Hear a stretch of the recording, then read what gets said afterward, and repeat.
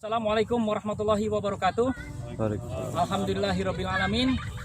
Hari ini hari Sabtu tanggal 13 Juni 2020 jam 15.04.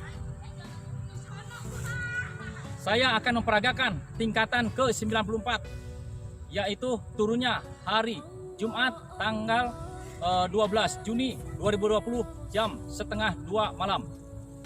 Saya sampaikan sekali lagi, tingkatan 94 turunnya hari Jumat tanggal 12 Juni 2020 jam setengah 2 malam atau jam 1.30.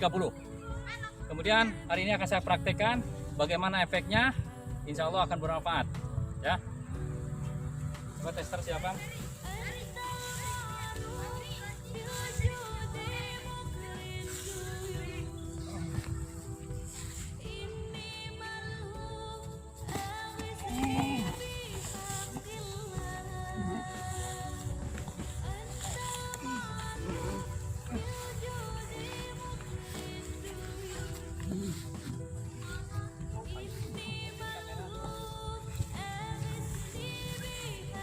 Ini dekat itu langsung dekat. Ikutin sing dekat.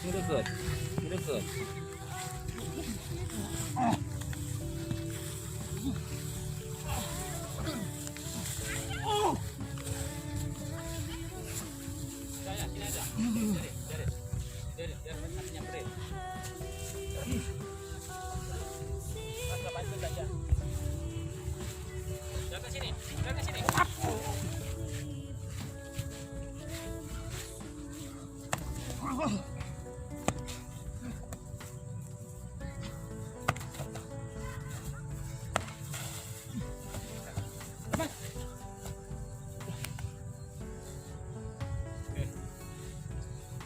Ini tingkatan 94, namanya yaitu malih rupa Saifi Angin. Saya sampaikan sekali lagi, tingkatan 94 yaitu malih rupa Saifi Angin. Turunnya hari Jumat tanggal 12 Juni 2020 jam setengah 2 malam. Ini seperti ini, dua tingkatan ini tidak bisa dipisahkan. Walaupun dua tingkat tetapi dijadikan satu tingkat yaitu 94. Karena petunjuk beliau dua tingkat ini tidak bisa dipisahkan. Ketika orang dolim ini nyerang kepada kita, atau kita bawa sorban atau tidak bawa sorban, misalkan bawa sorban, ketika orang nyerang, kibaskan korban itu, maka dia akan terpental, terbawa seperti terbawa angin. Urat sarafnya ketarik, ketika dia bangun, urat sarafnya ketarik, jatuh lagi, dan terus seperti itu sampai 1 menit baru normal.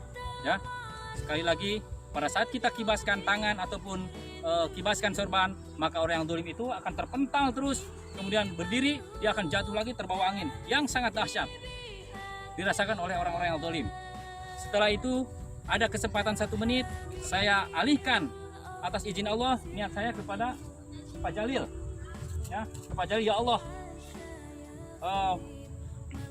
Pak Jalil minta rupanya seperti saya. Ketika dia sadar menyerang lagi, maka bukan saya yang diserang, karena objek yang diserang yang saya tuju itu adalah Pak Jalil. Mereka menyerang ke murid saya itu Pak Jalil, terus diserang. Kalau Pak Jalil tidak punya bela diri, maka diserang habis terus. Kalau objek itu saya pindahkan ke meja, maka meja itu mirip saya. Kalau pindahkan saya ke pohon, maka pohon itu akan diserang oleh orang yang dolim, terus diserang. Saya tidak pindahkan ke pohon karena pohon itu keras, akan dihajar oleh tester-tester, bisa luka-luka, bisa patah tulangnya itu nyerang pohon. Nah, setelah itu akan saya pindahkan kepada Pateng.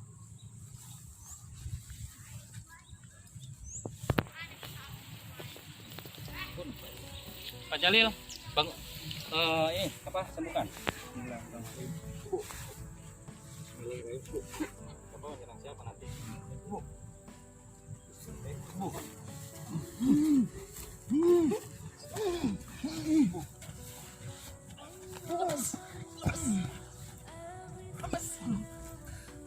Nah, itu objek itu kalau kita tidak saya sembuhkan, kemudian saya pindahkan kepada orang lain atau ke objek lain, maka objek itu yang saya tuju, maka itu akan diserang, ya, akan diserang habis sama orang-orang yang dolim kepada kita.